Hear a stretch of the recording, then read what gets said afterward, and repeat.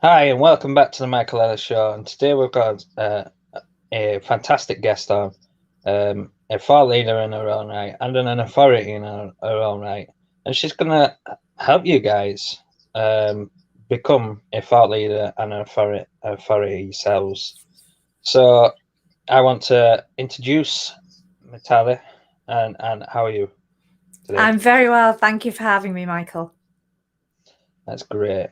Do So you just prefer for me calling you Michael or do you prefer Mike? 'Cause sometimes I worry that if I say the full name, I might sound like your mother or something. So let me know if you prefer Michael or Mike or something else. Michael's fine. Okay, great. So, just for the viewers at home, would you like to tell them a little bit about yourself and how you got to where you are today? Because from what I understand, it's been an incredible journey. It has been a journey, and I'm pretty sure you don't have 24 hours to give me, Michael. So I'm going to give you a very, very short version. So I've been a copywriter and a ghostwriter for about 7 years now. Um, I started off writing content just for websites, just articles and blog posts, that kind of thing. And then I moved on to copywriting because the money was better. That was the main reason. You get paid a lot more as a copywriter than a content writer. And then one of my copywriting clients gave me my first break and asked me to write his book for him. So I'd never written a book before at that stage, so it's quite frightening, but he believed in me and said, I think you can do it. So I wrote that book. It took me a long time, but I wrote that book for him. That became a bestseller for him. And that opened up the door to me writing another 5 books for different clients. And then this year, I decided, well, last year, I should say, I decided that I wanted to teach people how to write their own books. And the reason behind that was, as a ghostwriter, you're working with the elite, basically. You're working with people who have tens of thousands to throw at somebody to write a great book for them. That's beyond what most entrepreneurs have. They don't have tens of thousands to pay a ghostwriter. And by the time I've written 6 of them, I had a structure now. The sixth one literally took me about just 5.5 weeks to write from end to end, whereas the first one took me over a year to write.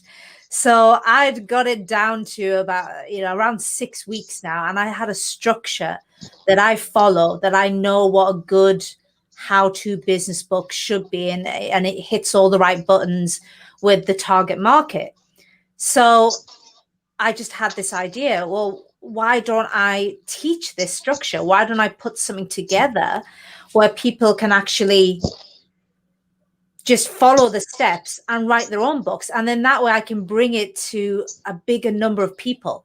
It's far cheaper to do it yourself than it is to have someone do it for you. So I can still, if somebody has, if I meet someone with deep pockets and they want to throw a lot of money at me and say, hey, can you please write a book for me? I can do that. But if somebody doesn't have the deep pocket, they are still able to write a book, and they're still able to raise their authority, become a thought leader, and ultimately earn more money from their business. So you mentioned, well, like the title of the show, and like you just mentioned, become a thought leader and an authority in and a recognized authority in your space. Mm-hmm. Why does having a book produce that outcome? It's it's a shorthand, Michael.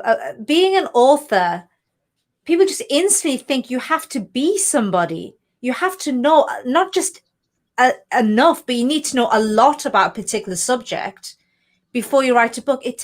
First of all, it takes a lot more effort. Think about writing a blog post or a social media post. It takes you what, 10 minutes, 15 minutes, half an hour, maybe, if you've got a really good one, maybe one of those, you want to create some sort of action in your reader, that might take half an hour. A good book, like I said, I've got it down to 6 weeks, but that's still 6 weeks. So there's the amount of effort that it takes for somebody to write a book. It's also the most thorough form of content. You'll get more information in a book than any other form of content. So people respect that. I know what you mean, though, because if you think about it, it's not always true. I always think it's funny how, if you tell somebody, oh, I watch loads of TV, I'm a TV addict, instantly, most people around the world will think lazy, not very brainy, doesn't have a lot going on with their life, obviously. Someone says, hey, I read a lot of books. And instantly people go, oh, gosh, must be clever. Obviously, getting somewhere in the world. If you think about it, it actually doesn't make true, because logically, if the person who's a TV addict but is literally watching documentaries in the parliamentary channel and things like that, that person is going to be far more knowledgeable and far more intelligent than someone who's reading books. But I don't know, maybe they're just reading Mills and Boons all the time, And yet the shorthand exists, and people do instantly, as soon as you say you're well read or you're an author, they instantly think you must be an expert. So it's a shorthand. And perception, I don't know whether it's a good or a bad thing, but that's just how this world works. Perception is everything. It really is. And once people perceive you to be an authority in a particular subject, it means they start gravitating towards you. It means you can charge more than your competitors for the same thing. I even have past clients who charge for things that other people give away. I've got one client who charges for his discovery calls. Now, discovery calls are normally things that people give away for free, get on a half-hour discovery call with me and let's see if we can work together. He charges for his discovery call. I have another client who his first offer, or what most people will call as their lead magnet, some sort of PDF or report, he charges for that. Most people give that away for free. So it's that's what it is. And the wonderful thing is, I released my own book a few weeks ago. It became a bestseller. And now I'm living through that journey as well.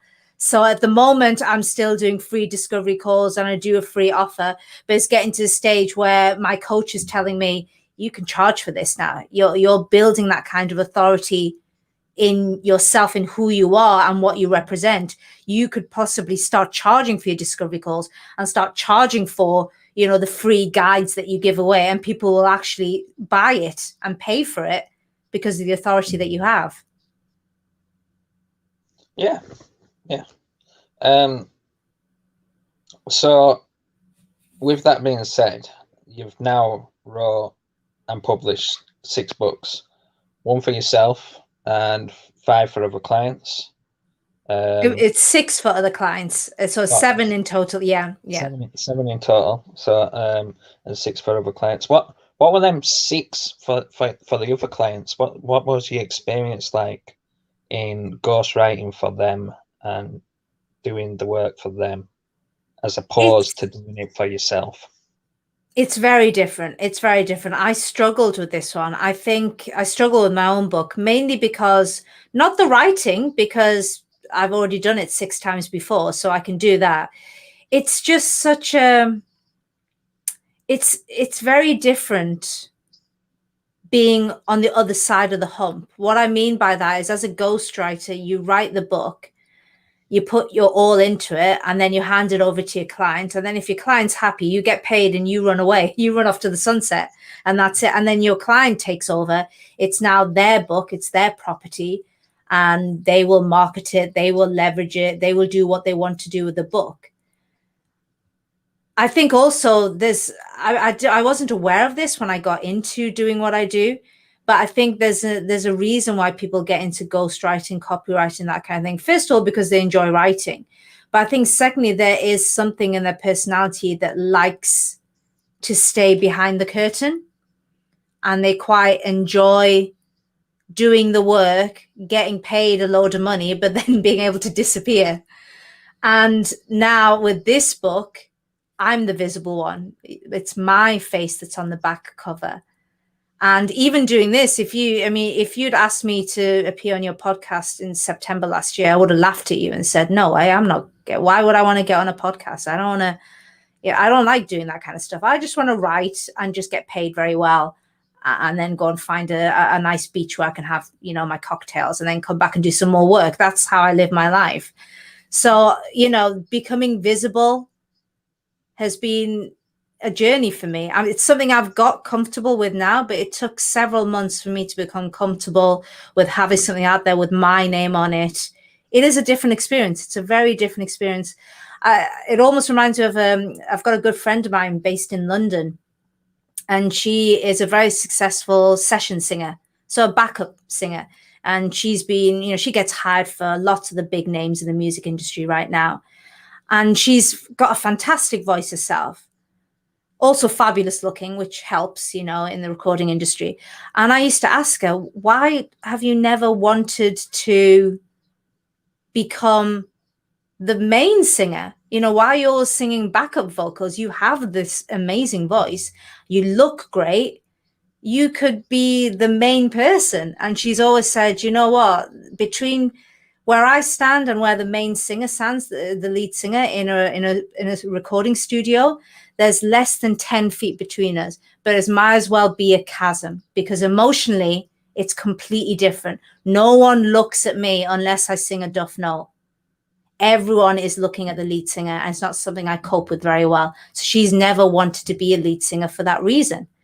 I never really understood what she was talking about. It's like, what are you talking about? You should be. Now I get it. Now I understand what she's going through, because I'm coming through it, and I'm understanding, wow, it feels very different to be an author instead of being a ghostwriter. I believe I went on a sort of similar journey when I started being a content creator and actually putting my face out there, putting my face to and my name to things that I wrote or produced or posted about online. It felt scary at first. It did feel scary, and it took time for me to get over it. So I understand where you're coming from that. Going from behind the scenes to the face of something, whatever it is challenging for most people. It's bearing your soul a little bit, It's kind of nailing your colors to the mast and saying, this is what I stand for. This is what I do. A lot of us are not used to doing that. No. Are you an introvert or an extrovert? Oh, what's the one in between? Ambivert. I think I'm an ambivert from what I've been told.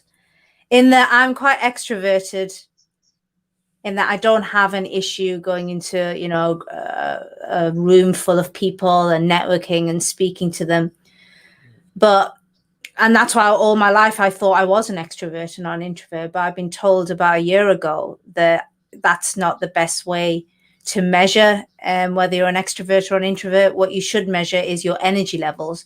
So after spending a lot of time with people, enjoyable or not is irrelevant, but after spending a lot of time with people, do you feel energized by it or do you feel depleted by it?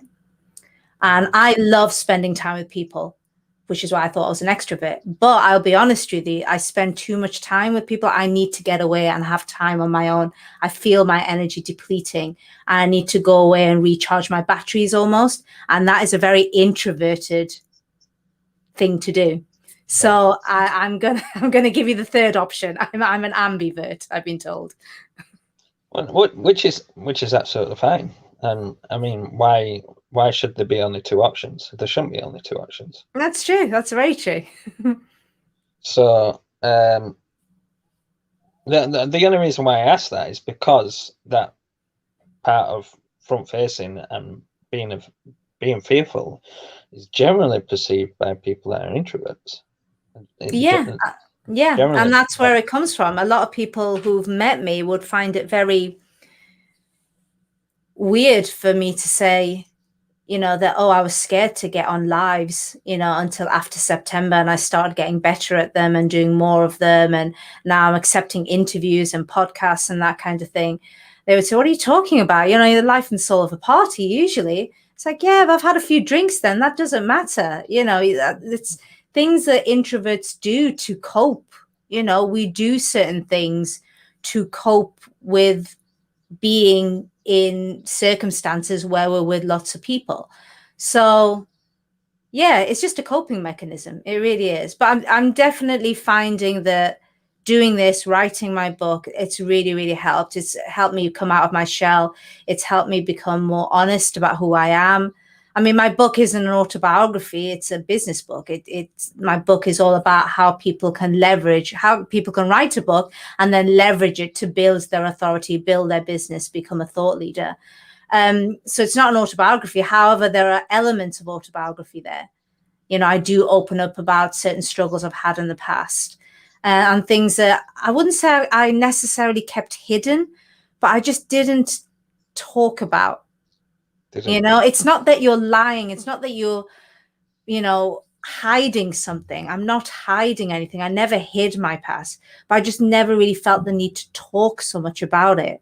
Whereas now I feel I can do it. I've got the voice to actually explain stuff that happened in the past. So yeah, it's interesting. I'm having that. I'm going through this with some of my students as well. It's quite interesting. As a book coach, I never envisaged that I would become. Did you ever envision that you would be a book coach in the first place? No, never. I was happy as a ghostwriter. There's a lot of people over in 2020 who needed to move into something. I hate using that word pivot because it's just overused in 2020, but a lot of people did pivot because they needed to. I didn't need to pivot. I was one of these lucky people where, you know, I got even more work, because if you think about it, if people are stuck at home, what are they doing? They're on the internet, which means, you know, content writers, copywriters, ghost writers of all kinds, they got even more work because of the pandemic, because all of their clients needed more content. So I was in a very lucky position in that I didn't need to pivot. I could have just carried on doing what I was doing. But there was something that was just telling me, hey, I'm only helping the elite here. I'm helping people who have got already are making at least 6 figures, if not 7 figures. So they can afford to pay me tens of thousands for ghostwriting. And then I'm helping them build their authority and go to the next level, you know, 8-figure businesses, which is wonderful. I'm not saying I now don't want to help those people either. But I thought, well, what about these guys who are, you know, they've got a business, they're making 5 figures, they want to hit that 6 figure, but it's just too hard. That, you know, they don't know what to do to get to that level. They want to charge more for their products and services, but they're worried that if they do that, people will go to their competitors. And I just wanted to help those people. And the only way I could do that was to say, okay, well, you can't afford me as a ghostwriter. Tell you what, let me show you exactly how I do it, so then you could just follow my footsteps. That's awesome. How difficult is it being a ghostwriter for clients? Because I can imagine, I don't know what the process is, or your process is, when onboarding a client for a ghostwriting job in terms of a book. But I can imagine you would have a comprehensive list of questions that they would need to answer for you to be able to do it. What's the general? I've tried doing that, Michael. You mean that, you know, when I used to do that as a copywriter, so I had a questionnaire that I would send out to people. I'm sure you did. If you've been writing content for people in the past, you would have done that as well. And that may work as a copywriter. I did it as a website designer. Say again, sorry? I said I did that as a website designer. I used to send out a questionnaire out to people who were onboarding as clients. I would get as much information out as possible, and then I would work from that. But I think that works for that kind of thing. Definitely works for me. It worked for me as a copywriter, but when it got to writing books, this is really in depth, and I just couldn't create a questionnaire long enough, really, that wanted to get all the information out there. So what I would do with my clients is I would pretty much, you know, with one guy, I actually moved in with him and his family for a few days. Actually just moved in with them. And I just shadowed him, and I followed him around and asked him questions about his business, about his clients, about everything. I just shadowed him. And I found that was far better use of my time. And you have to remember, these people, they're paying a premium. They're paying for you to, you know, write a book for them, almost kind of crawl into their brains a little bit. And that's difficult to do. You can give them a questionnaire, but there's only so much you're going to get out of a questionnaire. And also, if I gave them like a 10-page questionnaire, I'm not asking them to do the work. And that's one of the issues. I think I found that as a copywriter as well. The higher paying clients you got, the more they were like, well, I don't want to fill this 5-10-page questionnaire out. Hands off. That's the reason why I've hired you. There you go. There you go. So it's like, if I have to fill all this stuff out, then really I'm doing the work. I want you to do the work for me. So I found, certainly with the really high paying clients, just shadow them for a few days, so I would fly to wherever they are in the world, and I would just shadow them for about a week or so, and just see them in their element, what they're doing in their business, what transformations they're creating for their clients, and just understand them that way. And yes, I would also interview them. So I would just get my little dictaphone out and I would start asking them questions. So whenever they had downtime between clients or whatever they were doing in their business, I would just, a question would pop into my head and I'd ask them and I'd record them. And I found that was better for them. They much preferred that, and they quite liked having me around. And I remember one client actually learned something, he was like, oh gosh, I didn't know I did that.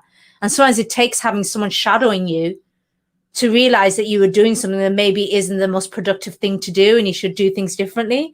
But when you don't have that person, you kind of just get on with your life and you're just doing this. It takes sometimes a fresh pair of eyes to look at something and go, but why did you do it that way? I don't get it. And then he was like, maybe there is a better way of doing this. So he really enjoyed it because he got something out of it as well. But that's how I used to do it. And yes, I think the questionnaire thing is fine. It just depends. If you're writing for lower prices, I agree with where you're coming from and where you're going, because and the reason why I asked that is because that's the direction that I moved to, as from being just a web designer to more of a business strategist and business consultant.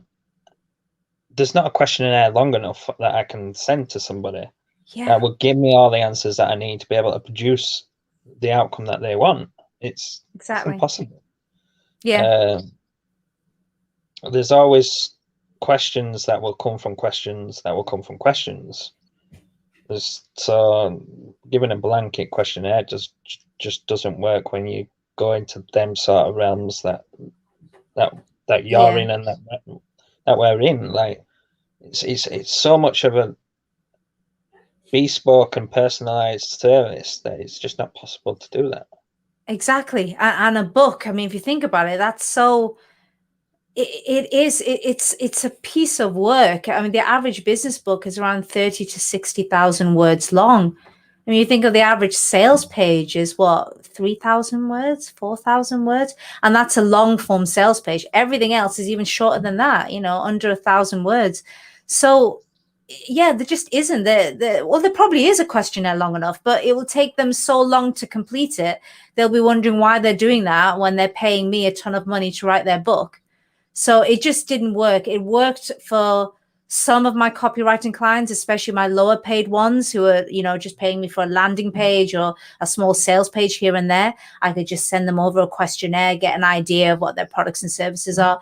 But even with some copywriting clients, the ones who paid me a lot of money and I pretty much did the full copywriting, not just ad hoc here and there, but literally I did all of their copywriting, all their sales pages, landing pages, email sequences. Even with those guys, I didn't send them a questionnaire. I shadowed them. That was the best way to really get into their heads and work out what it is they want in their business. I think there was a shift really. I remember this was 2017, I believe. I made a big shift from calling myself a copywriter to a copywriting consultant, which I'm sure a lot of people listening to this will be thinking, well, you just added on a word. Why is that any different? But it is a huge difference. A big difference. Huge difference between the two. Yeah, I'm glad you agree, because as a copywriter, I was somebody who, you figured out what you wanted. So say you decide, hey, I need a new landing page for this new service that I'm bringing online. You work out already what it is you want this landing page to do, and then you send me a brief and I work on it. Whereas a copywriting consultant comes into your business and kind of looks at the problems and diagnoses the problems. So they're the person who might say, hey, you don't need a new landing page. What you actually need is to use this same landing page, but then maybe use a different autoresponder, something like Active Campaign that tags, different people. So you become somebody, instead of the entrepreneur diagnosing the problem and then hiring you to solve it, you become the person who comes into the business, finds the problems, and then diagnoses the problems and then provides a solution. It is a big difference. But I found that by doing that, first of all, my fees went, I think, up within about 12 months. My fees went up by 10 times. But what was wonderful as well is those clients were higher paying clients, but also they trusted me to do everything for them. So instead of just being hired to do a landing page or a sales page or a email sequence, it was pretty much, let's call Mitali and she'll work out everything to do with this new launch of this new service. And then what I would do is literally diagnose everything that needs doing for that whole funnel. I would do the major parts of it, and then I would actually divvy out some of the work to other copywriters because I couldn't handle all of it. So for those clients, I absolutely didn't send a questionnaire, because that was, if I sent a questionnaire, I wouldn't be a consultant then. So yeah, I stopped dealing with questionnaires a while ago, a few years ago now. They have their place. I'm not saying you shouldn't use them at all, but you just need to be aware of when to use them. Yeah, that's the best way to put it. So as a person who's, say, if a listener is writing a book now, or a person wants to start writing a book, what are the stages that one would need to go through to write a book, like, to get a similar outcome as what you have done in previously? Okay. Well, the first thing I'd like to say is the book needs to be, it needs to be a source of expertise and knowledge. I'm sure you've experienced this, Michael, where, you've read a book, you've downloaded it from Amazon, or you got it on paperback, and it's just been one sales pitch. At the end of it, you're just thinking, well, that's 2 hours of my life I'm not going to get back, really, and it doesn't make you feel great about the person who wrote it. I'm sure you've been on webinars like that. I've been on plenty, where they promise so much, and then the whole thing has just been one big tease, one big sales pitch. And then to get the solution, I have to buy their shiny thing that cost me $700 or whatever it is. That's the majority of webinars. Yeah. And they drive me crazy. I'm not saying you shouldn't sell. We can't live on air. We're all marketers. You need to be selling. But the right way to do it is provide value up front. Start getting them on the road to the solution. Start giving them so much value that they can start seeing the changes already happening. And then you can offer something that takes them even further or does it for them. Or, the done for you options are always a great, way to sell a product. Or you can do something where they can do it faster, or in a short, they can do it faster, or it's easier for them. So take away some of the work for them. There's so many ways of monetizing that doesn't involve you dangling a carrot, promising the earth and not giving them anything, and then sort of sticking a sales, under their nose. So the first thing I would say is make sure your book gives a lot of value. So my book, The Freedom Master Plan, at the end of it, there is a pitch. At the end of it, I'm saying, hey, if you'd like to write a book and you want to be a published author within 90 days, come and speak to me. I have a 90-day program. You come in on day 1, 0 writing experience. By day 90, you're a fully published author, both on Kindle and paperback. However, they get so much value in the book. In the book, it's case study based. I literally interviewed 7 of my previous clients, and I asked them what did they do with their book. And I recorded every single strategy tip that they gave me on what they did with their book. Because that's the key thing, Michael. It's anybody who thinks they can just stick a book on Amazon and suddenly get rich is living in cloud cuckoo land. I was going to come to that as well, because of how easy and accessible it is to self-publish a book these days, a lot of people do it. and a lot of people do it unsuccessfully. And I was going to come to that. Like, you can't just stick a book on Amazon and hope. It's the way I always think of books. Think of books as two very distinct businesses. So you have one which I call the book business, and that is where the book itself is the money spinner. So what you're trying to do is make money from the book sales. That can work, rarely in business. It's more if you're a fiction writer, poetry, and you become very well known and you have loyal fans who just, you know, someone like J.K. Rowling, where people are just like, please give me a next Harry Potter, even though now he's middle-aged and he's not into Hogwarts anymore, but I'd still read a book from J.K. Rowling's because she's amazing. Unless he's someone like that, then you're going to really struggle to make money from the book. Then there's the other business, which is the one that I'm in, where the book itself is not the money spinner. What the book is, think of like what your website is, what your social media profiles are. They're all there to build your authority and bring you leads that you can convert to sales. While a book will do everything that a website or social media will do, but it will do it on a much higher scale. Because think about it, every single person has a website. Everybody has social media. Everybody has business cards. But how many people are professionally published authors? And I put the emphasis on professionally published authors. There are a lot of books on Amazon which are, you can just tell it's somebody who's just basically taken 50 blog posts, put them together and said, hey, I'm an author. That's not an author. That doesn't get you the respect and the authority that you deserve as a published author. So it needs to be a professionally published book. And what I mean by that is professional editors, professional graphic designers. It needs to look right. It needs to look like it's come from a major publishing company. But as long as you do that, and you understand that you're not making money from the book, you're leveraging it, then you're going to be fine. I'll give you a story about my book. So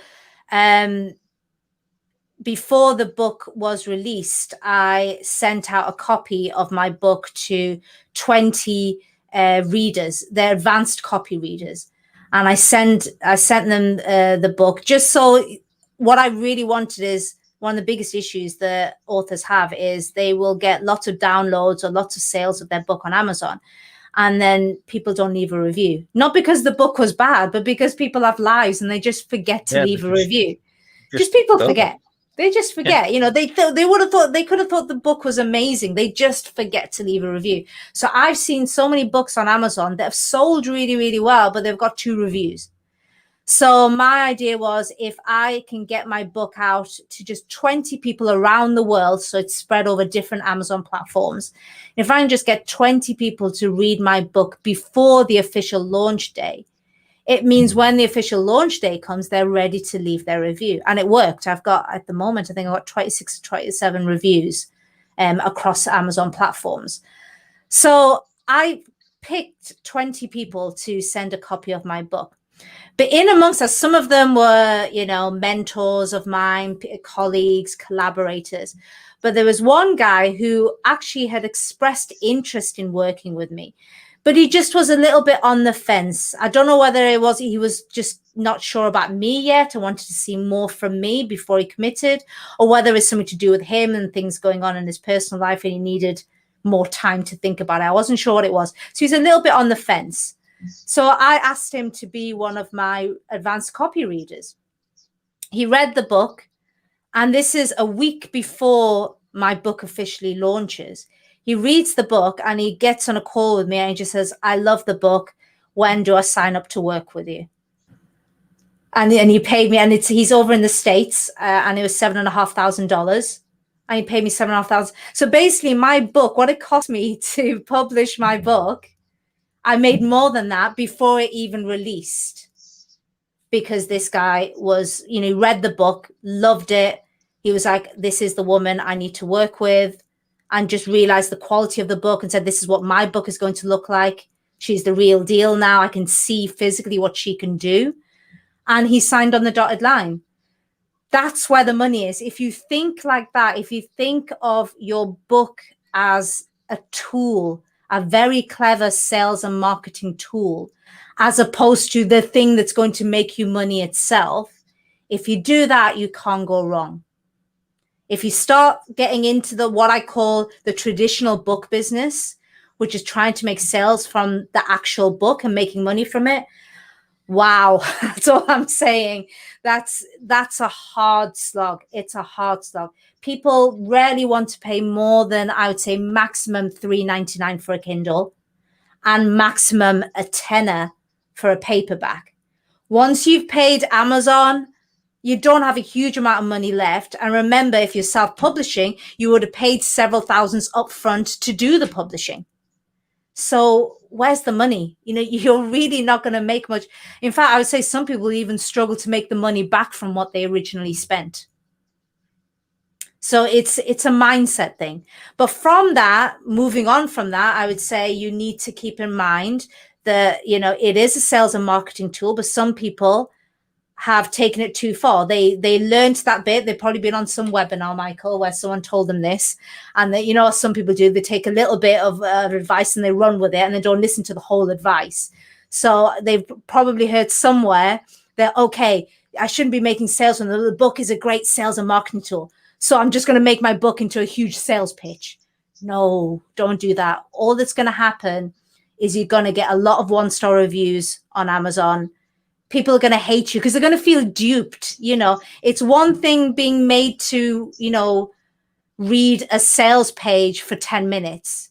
You've made someone read a book. That's at least 2 to 4 hours of their life you've just taken up. Or for more, them to not, or more. If you're a slower reader, you never know. It could take a whole day for you to read, or you might split it up in, half an hour reads over a week. You've given that person your time, just like how I get annoyed when I've given somebody an hour of my time in a webinar and I got no value whatsoever. It was just a massive sales pitch. In the same way, if you do that with your book, people are going to hate you, So always start from the viewpoint of giving a lot of value. And then you can make your pitch at the end where you can do something for them that takes them even further into their journey, or has done for you elements, or can get them results faster. I always think of, when you get a funnel, if you've ever seen these funnels on JVZoo or places like that, where you have the front end and then you have upsells. And as a copywriter, one of the most frustrating things for me is working with marketers who didn't fully understand the concept of a good upsell. So they would be like, oh, I think I'll just have this as upsell 1 and this is upsell 2. And I'm like, okay, what the hell has upsell 1 got to do with the front end?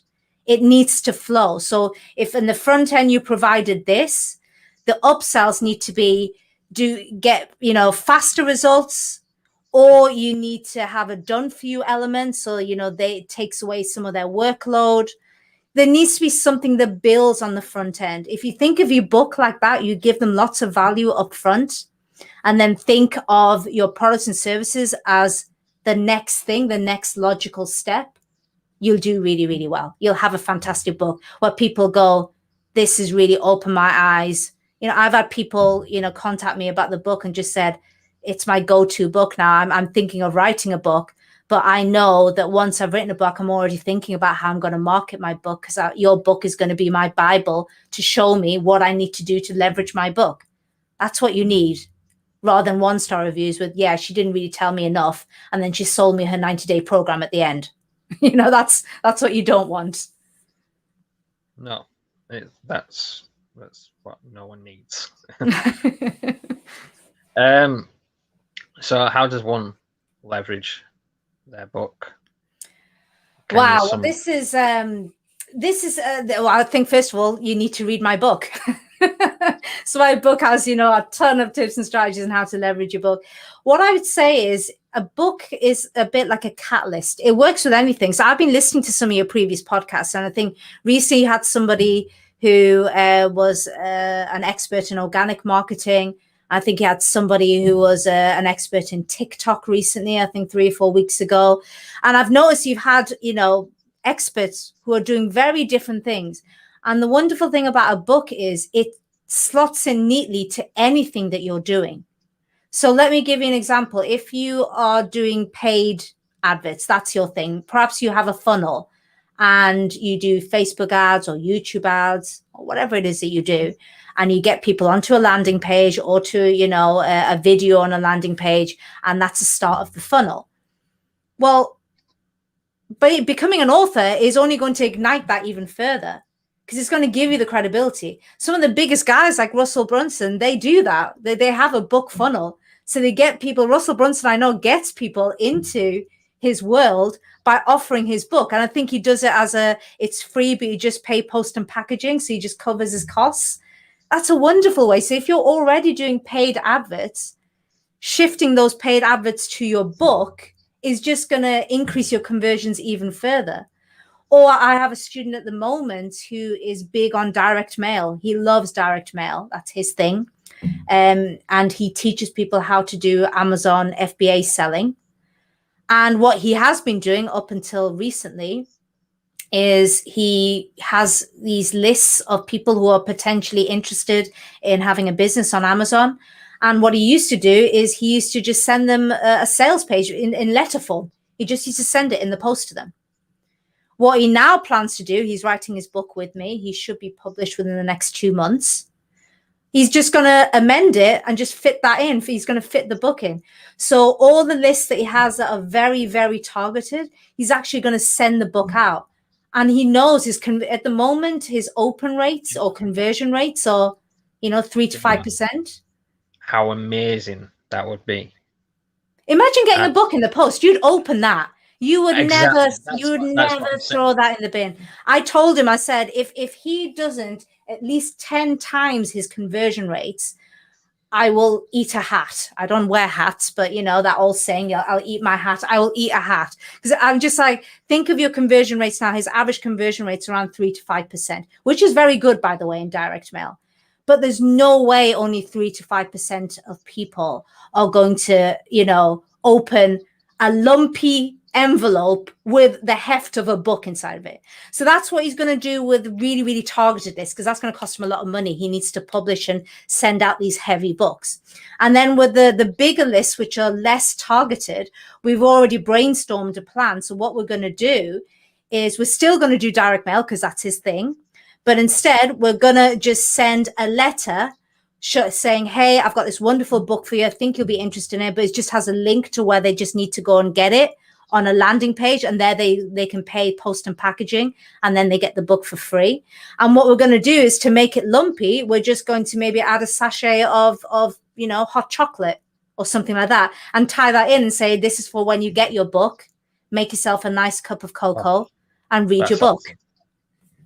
His conversion rates are going to go through the roof. And I'm so excited. I keep pushing. It's like, let's get your book done because I want you to start leveraging a book. But that's just an idea. I'm not saying you have to now get into direct marketing. No. But I'm saying whatever it is you're doing, you could be on social media. You could be doing paid adverts. You could be doing SEO.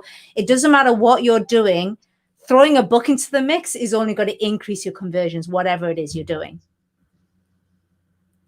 As long as if you do it correctly and that's it. As long as you write the book correctly, that's the main thing. If you write the book correctly, which is give a ton of value, give them action points, things that they can learn and do without them having to buy more stuff from you.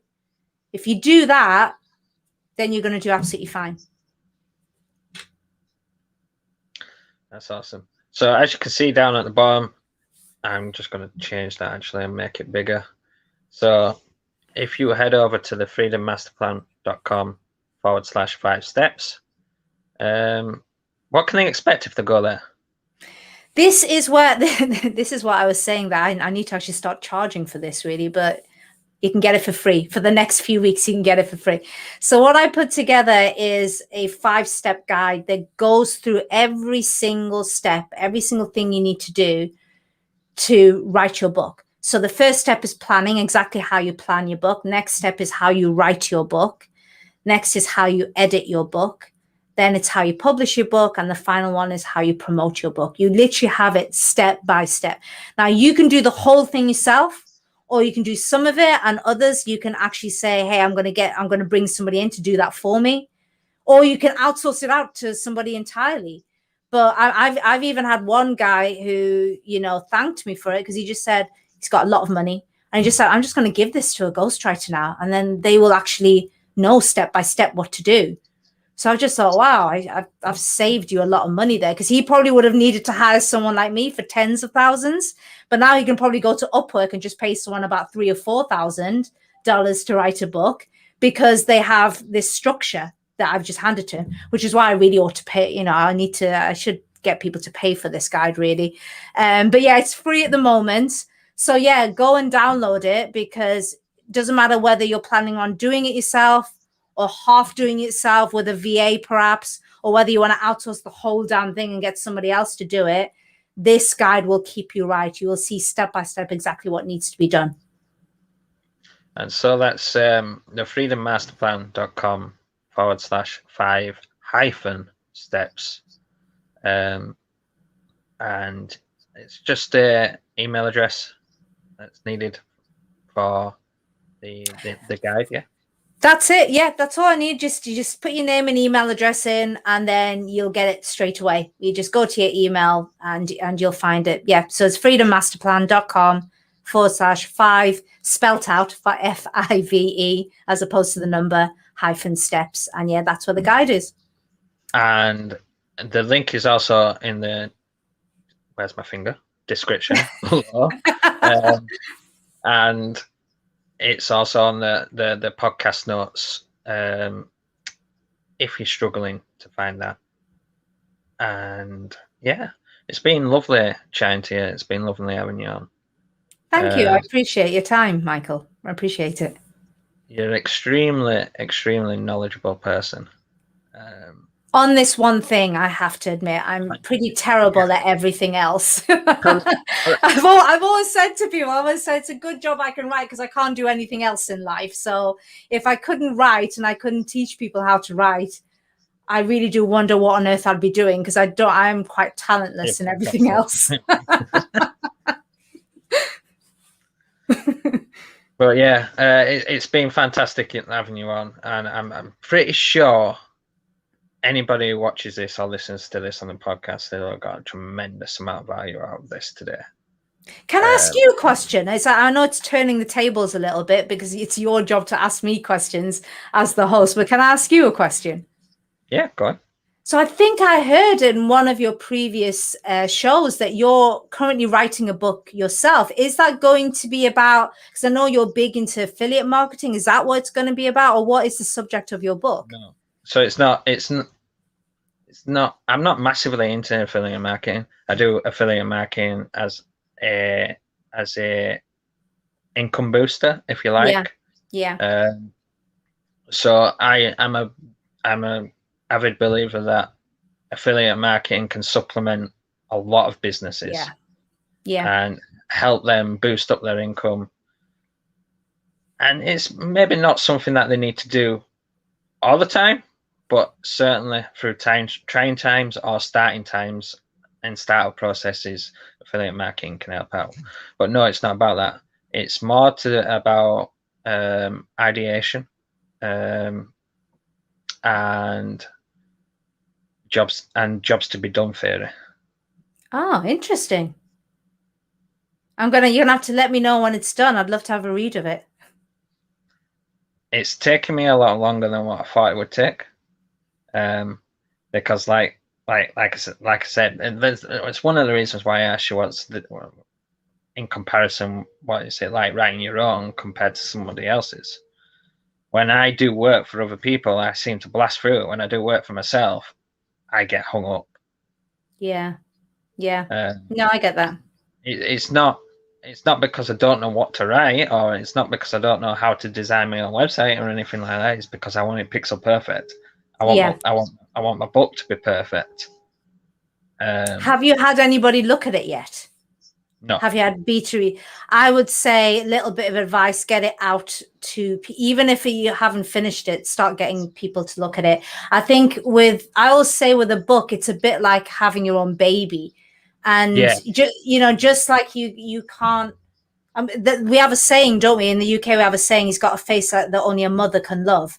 And the reason we have that saying is we know that parents can't be objective about their own child. To them, in their eyes, their child is amazing, and they just can't see the wood for the trees. It's the same thing with your book. You can't see the wood for the trees. So I would say, get a couple of trusted people to start reading it, give you pointers, show you where you might be going off on a tangent a little bit and need to rein it in.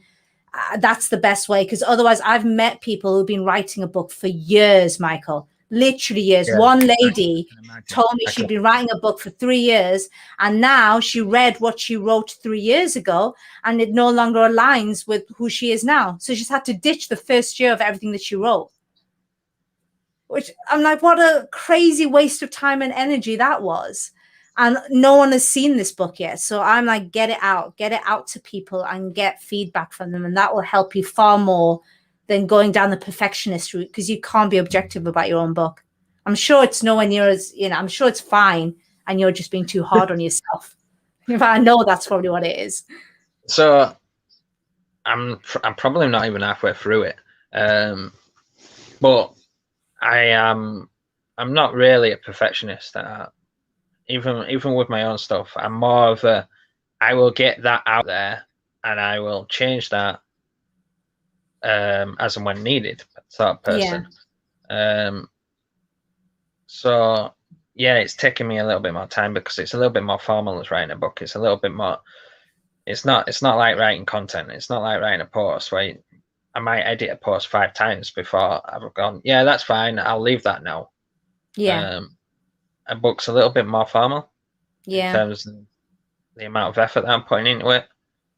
But I would still say I'm probably on the side of, I'm going to get this published in no time at all, because I can't sit on things. If I sit on things and procrastinate and make things and try to make things perfect, I would never get it out there. You'll never get it done. Yeah, you'll just keep going over it over again. Yeah, absolutely. So it's great advice, and and it's fantastic advice for people listening, because a lot of people are like that. A lot of people are definitely not like that.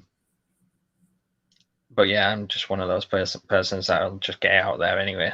I'll get to a point where I'll go, right, enough is enough. I've gone through this book so many times. I need to get out there, and I will send it, just like you, like you said. I will send it to people beforehand anyway, before publishing it and making it available. It's the best way to do it. It's scary.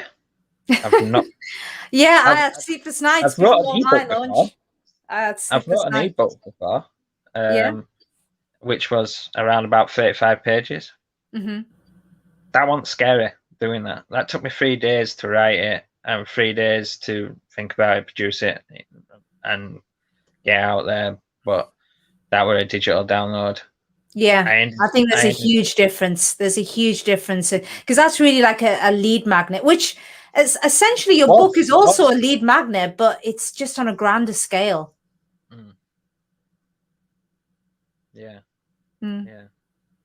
So it's new territory. It's scary, but I'm enjoying the process so far. And we'll see what happens. We will see what happens. I'm sure it'll be great. Yeah. But yeah, like I said, thanks for coming on. No problem. And if there's one final thing that you would like to get out there. Final things, just a final thought. Yeah, just a final thought. A final thought, I would just say, you've gone past this, but lots of people haven't. Stop procrastinating, stop whining, just start doing it. I meet so many people who they always say, oh yeah, there's this book idea that I've got, and they've had this book idea for years. And I always say that's a bit like you telling me that you're, some Michelin star chef, but you haven't even stuck the oven on yet. It's like, I'm hungry now. Don't be telling me that you're an amazing cook and you haven't even put the oven on. That's what you're doing when you're telling people that, oh, I have this book. Get on with it. Stop planning the book. Download my guide if you need guidance on how to do it step by step, but just start doing it. Otherwise, you're going to keep saying it for years and years to come, and you're still never going to get anywhere. So just do it. Stop procrastinating and do it. That's also part of the reason why I'm bringing out my book, to help with that. Yeah, essentially that block. To help speed up the process of somebody getting out there and getting out in their own way and getting done. That's part of the book. Obviously, I couldn't just keep it as go out there and go do something with your life. So that's the reason why it's got the ideation part of it, problem solving, and jobs to do don't fear it in there as well. But yeah, that's an awesome thought to leave it on. Stop procrastinating and move. Get on with it. Just get on with it. Well, it's been an amazing show today. So thanks for coming on, and thanks you guys at home for watching and listening on the podcast. And I will see you on the next show.